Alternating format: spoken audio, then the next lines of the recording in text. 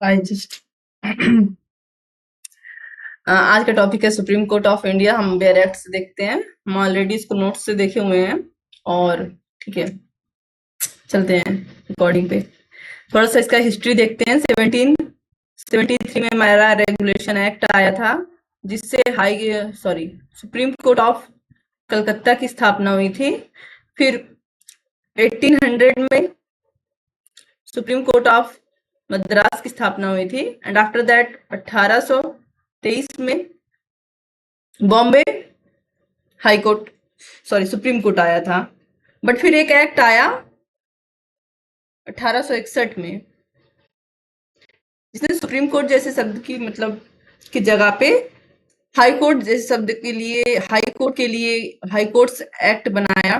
ठीक है, और सुप्रीम कोर्ट को क्या कर दिया, एबॉलिश कर दिया। उसके बाद आया हमारा 1935, जिसमें स्टेब्लिश हुआ फेडरल कोर्ट। फेडरल कोर्ट नाम है उसका, काम क्या था, हाई कोर्ट के अपील। ठीक है, इनडायरेक्टली सुप्रीम कोर्ट था। फिर हमारा ग्रेट सुप्रीम कोर्ट आया, जो कि ये रहा। ये आया है 28 जनवरी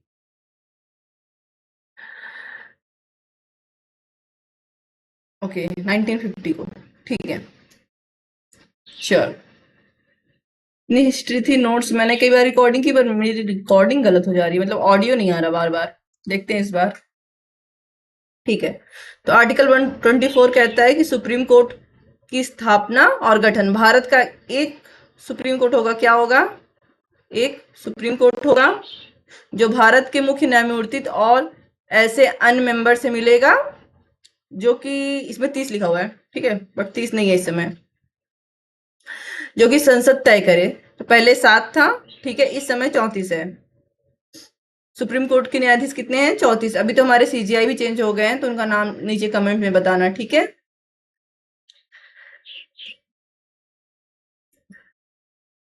ठीक है। आगे देखते हैं। राष्ट्रीय न्यायिक नियुक्ति आयोग की सिफारिश पर राष्ट्रपति किसके द्वारा इनका वो हो रहा है, पोस्टिंग? राष्ट्रपति के द्वारा अपने हस्ताक्षर और मुद्रा सहित अधिपत्र द्वारा सुप्रीम कोर्ट के प्रत्येक न्यायाधीश, हर न्यायाधीश की नियुक्ति करेगा। कौन करेगा? प्रेसिडेंट करेगा। ठीक है, और वह न्यायाधीश तब तक पद धारण करेगा जब तक कि वो 65 साल की उम्र का नहीं हो जाता है। कितने साल की उम्र का नहीं हो जाता है? 65 वर्ष की आयु का। ये बेयर एक्ट है। ठीक है, जो बेयर एक्ट पढ़ रहा होगा वही समझेगा। ठीक है, लेकिन अगर वो चाहे तो राष्ट्रपति को अपना त्याग पत्र दे सकता है, वो न्यायाधीश, कोई भी न्यायाधीश। ठीक है, इंक्लूडिंग सीजीआई भी। ठीक है, या खंड 4 में जो तरीका दिया हुआ है उस पद से उसको हटाया जा सकता है।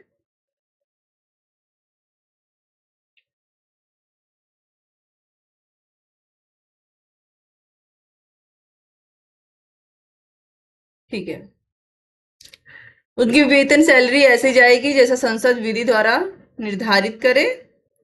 कोई व्यक्ति सुप्रीम कोर्ट का न्यायाधीश बनने के लिए योग्यता दिया हुआ है 124(3) में। 124(3) में योग्यता दी हुई है। ठीक है,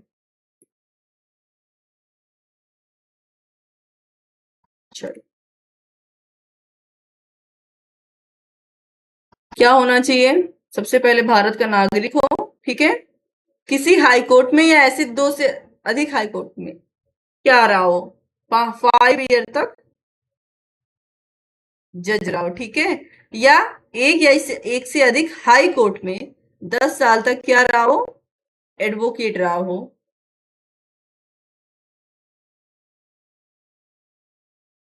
5 वर्ष तक हाई कोर्ट का जज रहा हो, या 10 साल तक हाई कोर्ट का वकील रहा हो। ठीक है, या प्रेसिडेंट की राय में पारंगत विधिवेत्ता है। ठीक है, ओके।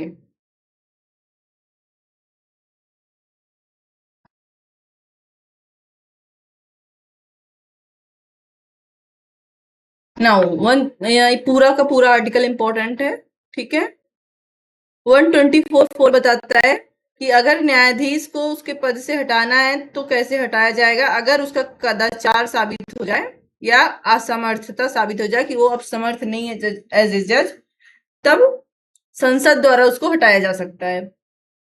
2/3 बहुमत द्वारा समर्थित समावेदन द्वारा, लेकिन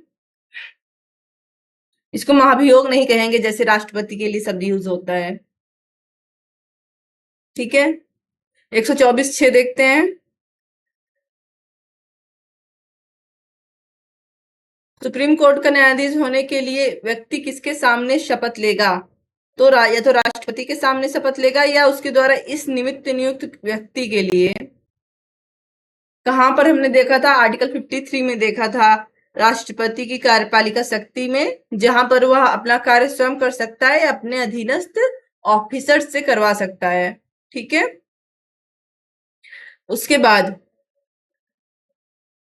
ये वेरी इंपॉर्टेंट है, अगर कोई एक बार सुप्रीम कोर्ट का जज हो गया है, ठीक है, तो उसके बाद वो किसी भी न्यायालय में या किसी भी प्राधिकारी के समक्ष कोई भी वकालत या कोई अन्य कार्य नहीं करेगा। ठीक है, ओके। ये पुराना बेयर एक्ट है, तो 124(a) नहीं है अभी सिलेबस में आपके। ठीक है,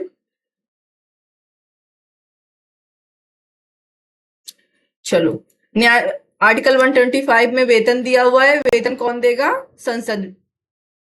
वेतन भत्ता हर चीज का निर्धारण जज का कौन देगा? संसद देगी, विधि बना के। Now this is important.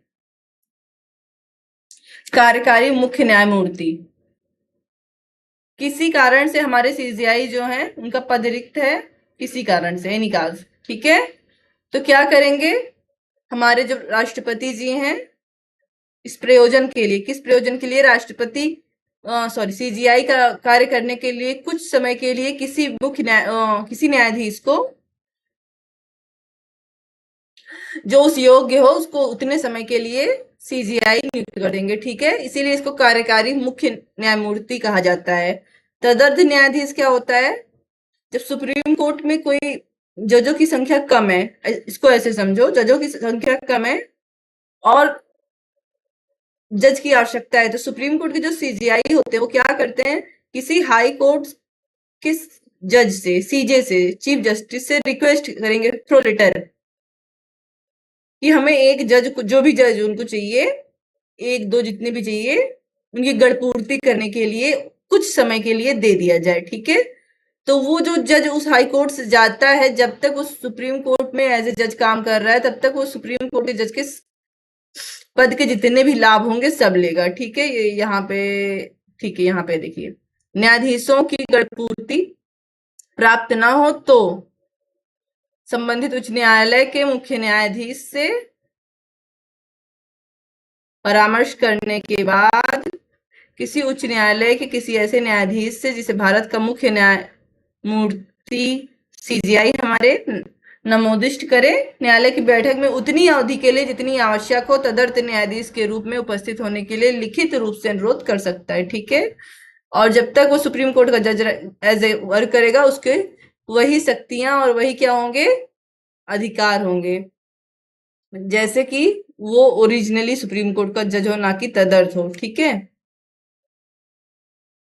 ये ठीक है।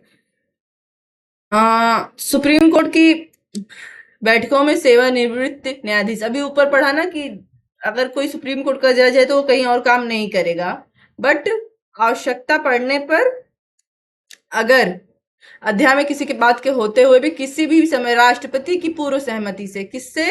राष्ट्रपति से पूर्व सहमति लेकर सुप्रीम कोर्ट या फेडरल कोर्ट, तो फेडरल कोर्ट तो अब है नहीं है, ठीक है, सुप्रीम कोर्ट। ठीक है, ऐसा जज जो पहले सुप्रीम कोर्ट का जज रह चुका है, ठीक है, न्यायाधीश नियुक्त हो चुका है, रिटायर हो चुका है, ऐसे कुछ समय के लिए या किसी विशेष कार्य के लिए एज ए जज बैठने के लिए क्या कर सकता है? रिक्वेस्ट किया जा सकता है बाय सीजीआई। ठीक है,